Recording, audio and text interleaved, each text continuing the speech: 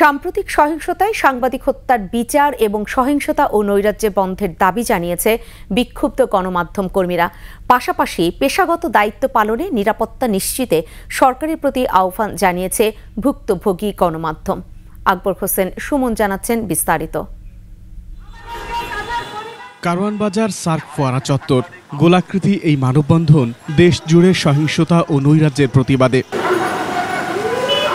কলম সৈনিকদের কথা স্পষ্ট, গণমাধ্যম কারো প্রতিপক্ষ নয়, বরং সমাজের এবং রাষ্ট্রের পরিপূরক। ছোট ছোট বাচ্চা নিয়ে আমরা বাসায় থাকি, যখন আমরা সাংবাদিক না, তখন আমরা একটা পরিবারের অংশ। সেই পরিবারের অংশ থাকা অবস্থায় আমরা সাংবাদিকতা করার সময় যেরকম একটা মানসিক দুর্বিষহ অবস্থায় আছি, সেই দুর্বিষহ অবস্থায় আমরা পরিবারে ফেরত যাই এবং সেখানে আমাদের প্রভাব পড়ছে। সবকিছু একটা সীমা আছে।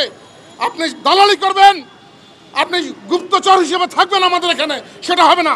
সাংবাদিকদের যারা আহত নিহত করেছেন তাদেরও শাস্তির আওতায় নিয়ে আসতে হবে। আমরা সকলের অধিকার প্রতিষ্ঠা করে এই দেশে শান্তিপূর্ণভাবে বাঁচব, সম্মানের সাথে সামনে এগিয়ে যাব।